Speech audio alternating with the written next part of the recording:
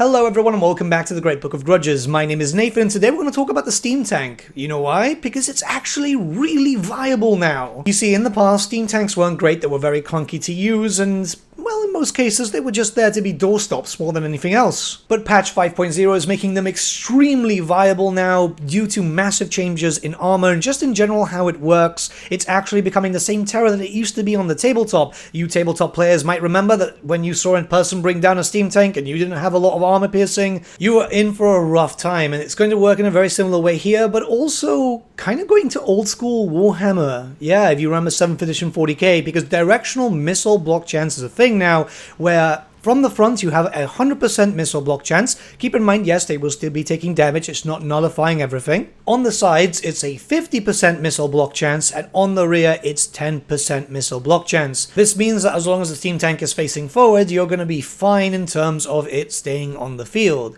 It's going to take a lot more damage on the sides, but yeah, very, very lore friendly, and very cool on how it works. We're going to show it off in practice. A big thank you to War Master Moloch for helping me out with these recordings. A link to his channel can be found in the description, and I would suggest checking him out. He does very good guides for Total War, which are very thorough and not 10 minutes of I'm playing on normal mode. But yeah, here what you can see is we're going to be testing out a bunch of armor piercing and standard troops hitting from all the different sides, because the damage value is very, very noticeable now. This isn't just everything that's changing with the Steam Tank, by the way. This is why this video is going to be fairly long, I think. Handgunners, which are armor piercing, naturally do a lot of damage to heavily armored troops, but as you can see, it's not really doing too much, even with multiple volleys. This is actually quite impressive because it's showing how good the Steam Tank is now being in a front-facing arc. And naturally I'm going to show a basic ranged troop also. This is an archer, which doesn't have any armor piercing, and yeah,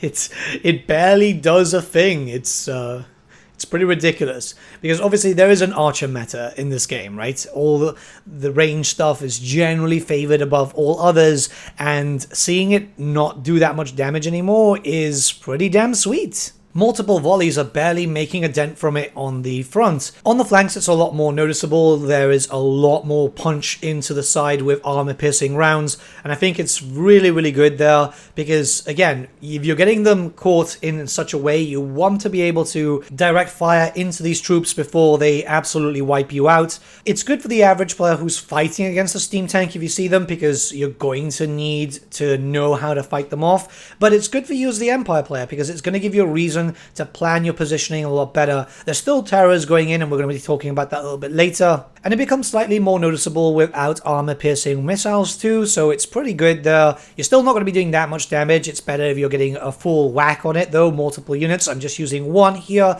because it's easier to showcase the amount of damage that's going to happen. It's still basically bouncing off. Now, basic archers aren't the best units, but it's still a common core unit that you're going to be seeing in the armies a lot. So I did figure that the basic archers were the best one to showcase, especially when you're just comparing them to handgunner output. Now we have the rear, and on the rear you only get 10% missile block chance, so it is very vulnerable. Naturally, you'll never want something like a Steam Tank looking away from the enemy, but it can happen in certain cases if you're charging with them or you're trying to get to a different position. So yeah, your Steam Tanks can become pretty much paper thin depending on what's hitting them. We've been able to see here a few volleys coming in, and it is very vulnerable by comparison, which, yeah, does mean that they're not going to be that devastating, right? There are ways to deal with them, and it's very important when it comes to that, because you don't want to have a unit which is all powerful, right? That stuff more with like the Sword of Cain. Even archers are able to do a decent amount of damage. They're still not the best in terms of missile damage and so on, so it's obviously not going to be that much of a dent,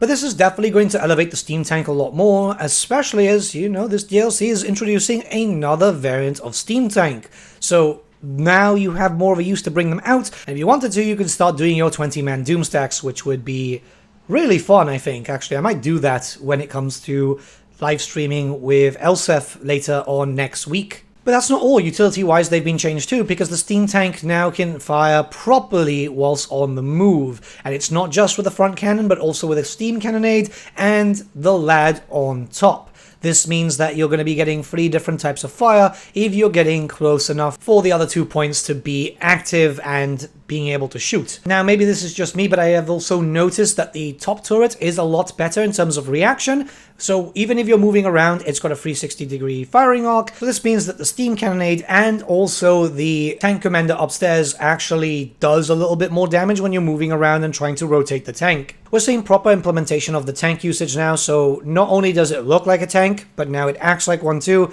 It definitely feels a lot more fluid now using it on the battlefield. So yeah, and you will notice that sometimes the AI does recruit them more, which is good because it's nice to see a very feared unit from the tabletop. Believe me, these were stupid destructive. Hell, they were able to hold down ogre attacks too, now actually being a lot more viable. Now, don't you worry, because I can feel a lot of people are scared right now. If you're focusing firing on it, you're still going to do a lot of damage. In these next few clips, you're going to be seeing a bunch of handgunner units, 5 in total, firing directly into it.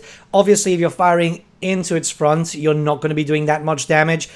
Still, you know, you could probably take it down in around, what, 5 volleys or so, depending on how much stuff actually hits, because remember that even your handgunners can still miss every now and then. On the flank, it's around 2 volleys, well, a little bit more because, it's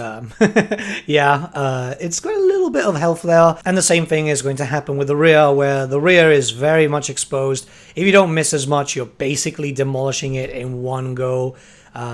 Or, well, if you've got some upgrades too. I think upgrades are the biggest thing when it comes to this. If you've got a decent amount of buffs in campaign and so on, it's not really going to be too much of an issue. If you can manage to get it in the rear, naturally, because these things are still going to be moving around. But yeah, this is a great quality of life update to a unit which, in all honesty, I didn't use that much because it just felt very slow and very bleh.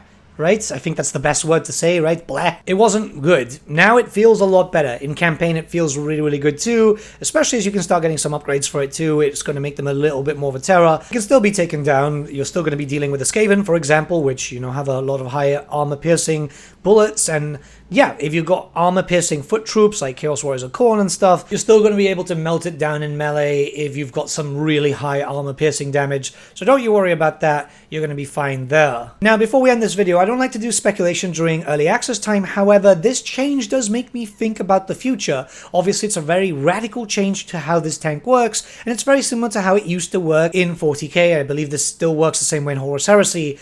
We pretty much are hearing rumors non-stop that Total War 40k is in the works. And what happens with these games, if you haven't noticed by now, is that a lot of stuff tend to be tested in certain formats in previous games. We saw a lot of mechanical testing for Total War Warhammer 3 in Total War Pharaoh, and this is something that obviously would need to be done right if the 40k game is being made, and hell, even if the World War 1, the rumored World War 1 game, is actually getting made. So I do think that this is a really sly way of them saying something is being worked on in the background, right?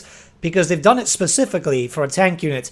We've got 2 now, but let's be honest, we don't really have that many tanks in Warhammer Fantasy, right? Maybe 1 more if we potentially end up getting the Dogs of War and we see that turtle tank. But even then, I would have figured that the previous stuff would have worked perfectly fine, whereas this is clearly something that they're planning to use in the future because of changes to code and so on. I don't know, it just gives me that feeling, and keep in mind that I've been right. I've been pretty much on the ball lately, especially when it comes to Thrones of Decay, so I have a really good feeling about this. But let me know what you guys think in the comments below. Let's have a bit of a discussion. There's not that many FLC and Update 5.0 videos left. Then we're going to be going on to Tuesday, which is going to be another rapid fire, as per usual. I am streaming live right now on twitch.tv/thegreatbookofgrudges. Why don't you pop by, say hi. We're going to be playing a little bit more Epidemius, which I'm enjoying because it's a really fun campaign.